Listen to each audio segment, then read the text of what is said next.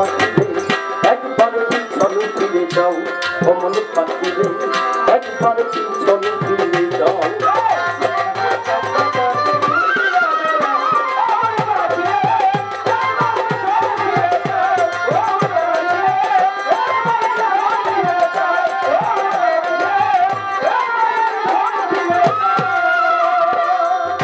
পাখিরে পাখিরে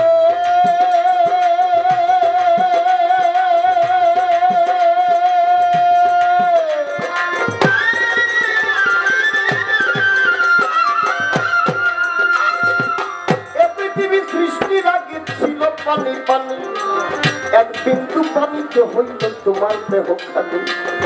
পৃথিবী সৃষ্টির আগে ছিল পানি পানি, এক বিন্দু পানিতে হলো তোমার দেহ খালি। বাজান সত্য কিনা? এই পৃথিবী সৃষ্টির আগে পানি ছিল, আর এক বিন্দু পানিতে আপনি আমি মানব সন্তান সবাই হয়েছে। এই পৃথিবী সৃষ্টির আগে ছিল পানি পানি, এক বিন্দু পানিতে হইল তোমার দেহ খালি।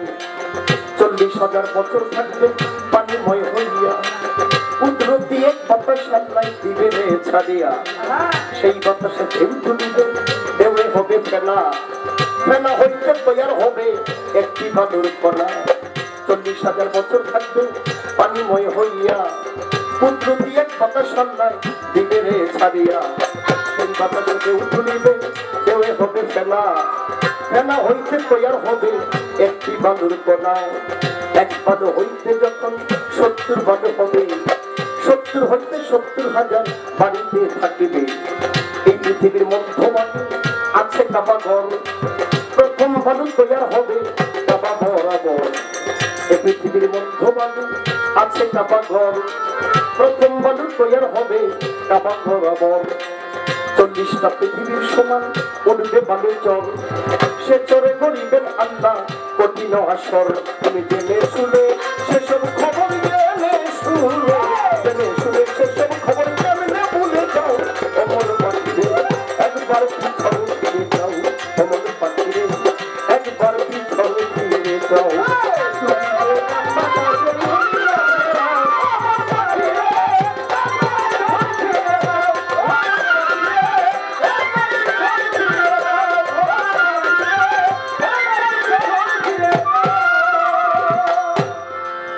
এই দুনিয়া আল্লাহ পাক প্রলয় করে দেবে, মহাপ্রলয় ধ্বংস করে দেবে, কিয়ামত করে দেবে। কিয়ামত হওয়ার পরে 40,000 বছর পানিময় থাকবে। সেই পানির মধ্যে আল্লাহ পাক কুদরতের এক বাতাস ছাড়বে, সেই বাতাসে বাইরেয়া ফেনা হবে, সেই ফেনা হতে বালু হবে, বালু হতে এই বালু মাটির সৃষ্টি হবে। তারপরে 40টা পৃথিবীর সমান একটা চরের মধ্যে আল্লাহ নিজে হাকিম সাজিয়া ওয়াহিদুল কাহার নাম ধরিয়া সেখানে বিচার করবে।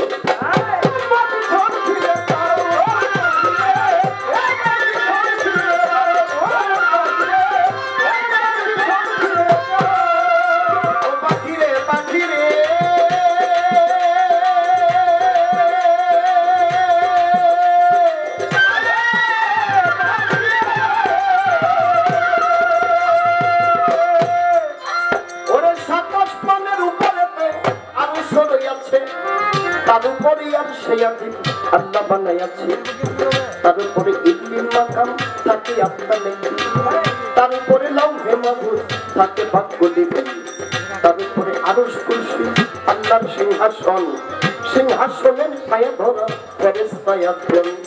জিমিন সার ফেরেশতারা সকলে যাবে মারা, শুধুমাত্র জিন্দা রবে 8 জন ফেরেশতারা। আল্লাহর হুকুমে তারা সিংহাসনটা লইয়া কাবা ঘরের বরাবরে দিবে রে নামাইয়া। আল্লাহর হুকুমে তারা সিংহাসনটা লইয়া কাবা ঘরে দিবেন আল্লাহ, ওই সিংহাসনটা দিবেন তারা, দিবেন গো নামাইয়া। এই পৃথিবী সৃষ্টির আগে ছিলেন গো যেমন, সিংহাসনে বসবেন আমার আপে নিরঞ্জন। এই দুনিয়া সৃষ্টির আগে ছিলেন গো যেমন, সিংহাসনে বসবেন আমার আপে নিরঞ্জন। 40 দিন করিবেন আল্লাহ বৃষ্টি বরিশন, বীর্য সৃষ্টি নাম হইল তার হাদিসে বর্ণন।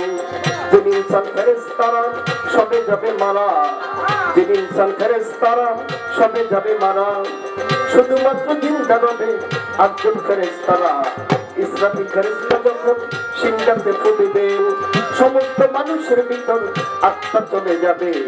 যার যার কবর হতে আল বর্জ্য খারে, উঠিবে যাইয়া মানুষ কঠিন হাসরে।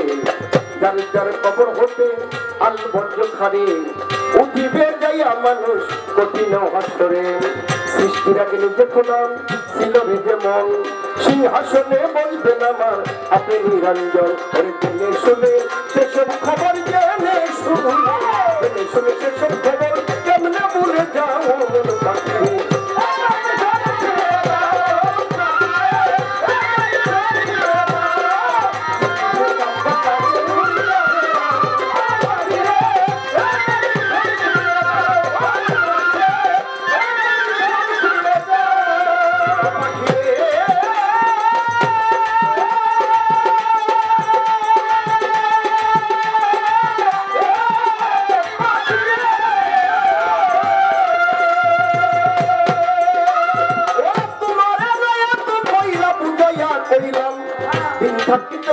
তুমি ওই মালিকের নাম, এমন মধুর নামে তোমার মন হলো না রাজি। ওরে এমন মধুর নামে তোমার মন হইল না রাজি। তুমি শুধু কাম বাতাসে খাইলা রে দিগবাজি। মহাজনের 16 আনা ছিল পুঁজি দল, চালান খাইয়া হইলা নাই উপায় কি এখন। ভেবেছিলে সুখ দিবে না মহাজনের পুঁজি, লুকাইয়া থাকবে খাইয়া পাইবে না আর খুঁজি। ভেবেছিলে সুখ দিবে না মহাজনের পুঁজি, লুকাইয়া থাকবে খাইয়া পাইবে না আর খুঁজি। আবুলে কই গেলি বুঝি, আবুলে কই সরকার, আবুলে কই গেলি বুঝি, খোদার শরীফা ওমর পাখি রে একবার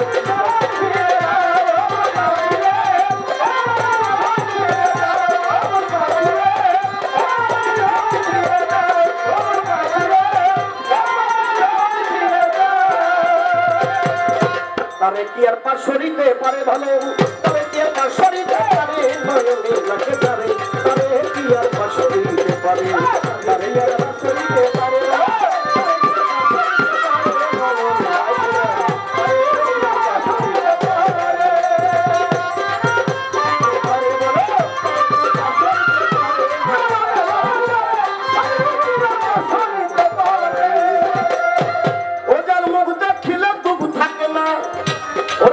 রোগ থাকে না গায়ে, এমন একজন মুবাসা পাইলে ধরায়, এমন একজন রাহাত বাবা পাইলে ধরায়, এমন একজন মুখলেস শাহ, এমন একজন রহিম চিশতি, এমন একজন হকশা বাবা, এমন একজন গনি শাহ, এমন একজন কান্দু পাল্লা, এমন একজন নাইন চাও।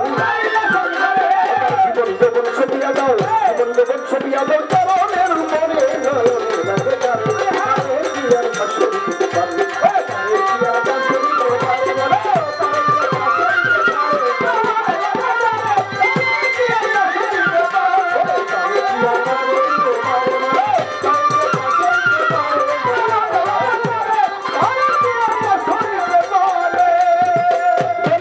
নীরব থাকেন যত বন্ধু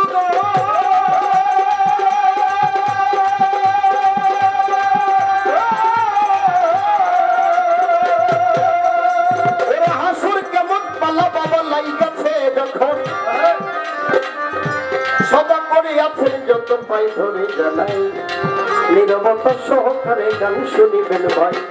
আপনারা সবাই যদি থাকেন বাবা চুপ, উভয়ের মনের কথা বলা হবে খুব। আপনারা মাঝে মধ্যে করলে গন্ডগোল, আমাদের বলার মাঝে হইতে পারে ভুল। আপনারা সবাই মিলে থাকেন যদি চুপ, আমরা দুজন চেষ্টা করব বলি দেখো মজা পরিবেশ হলে নীরবতা সহকারে গান শুনিলে, তাহলে শিল্পী চেষ্টা করে তার মনের অভিপ্রায়গুলো প্রকাশ করার জন্য। হাসর হবে, হাসর হবে, আমরা শুধু শুনি রাজি আছি। কখন হবে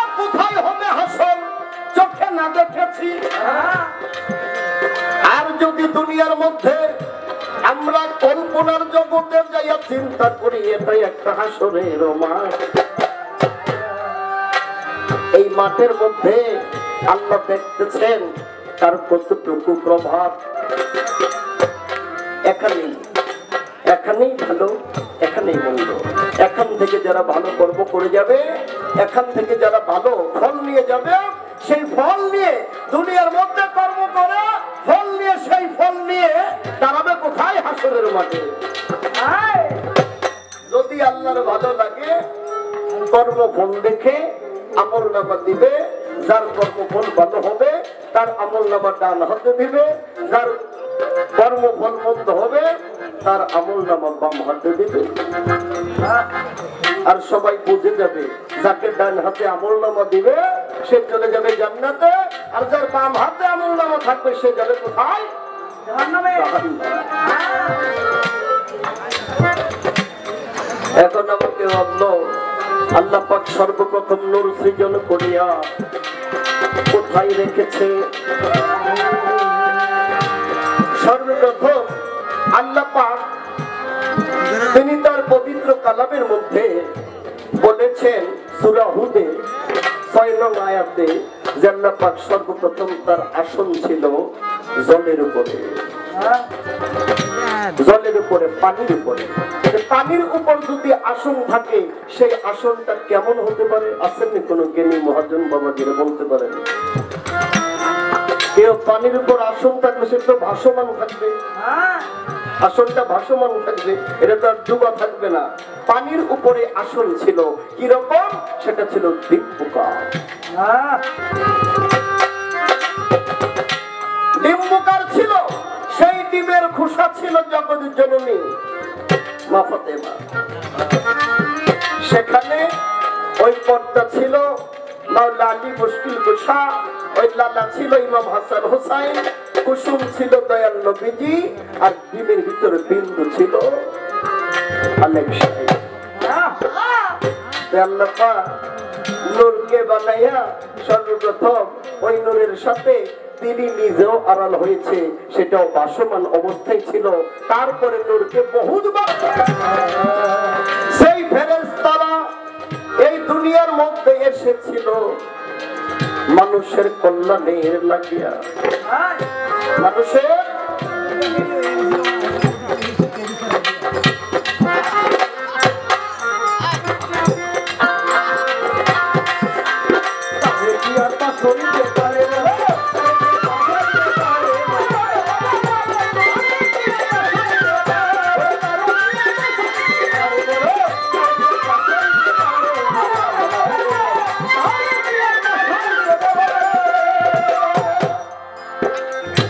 আমি যাহা বলবো, যাহা বলতে চাই তাহাই বলে যাব, তাহার বাহিরে আমি আর কিছুই না বলি।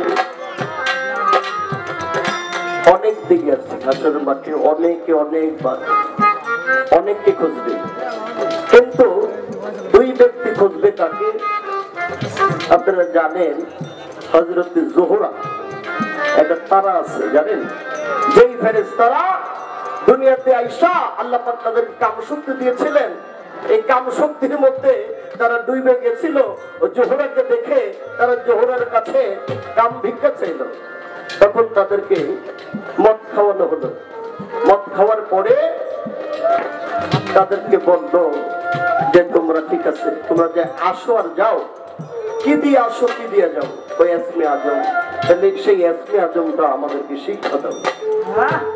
সেই ইসমে আজম শিক্ষা দিল জোহরাকে। জোহরা ইসমে আজম বইরা আকাশে চলে গেল, আর তারা সারা কেমন পর্যন্ত দুনিয়াতে থাকবে।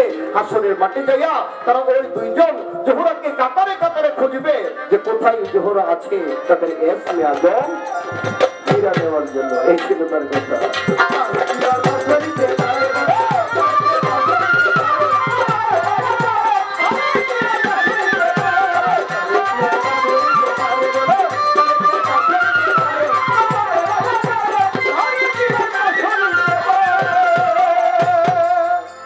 এইবার তাহার কাছে আমার কিছু জিজ্ঞাসা, জবাব দিবেন মনেরই মতো। তিনি একটি গান করেছিলেন, চাইতে বড় আলামত নাকি বাতাস বায়ু? আপনার কাছে আমার প্রশ্ন, এই যে দুনিয়ার মাধ্যমে রিজিক বন্টন করে না, হাওয়া ছাড়ে না, এক একটা কর্মক্ষেত্রে আল্লাহ পাক এক একজন ফেরেশতা রেখেছেন। তো ওই দিন মহাপ্রলয় যখন ধ্বংস হবে, যখন যে হাওয়াটা আসবে, সেই হাওয়াটা কোন ফেরেশতা থেকে আসবে? এটাই আপনার কাছে প্রশ্ন।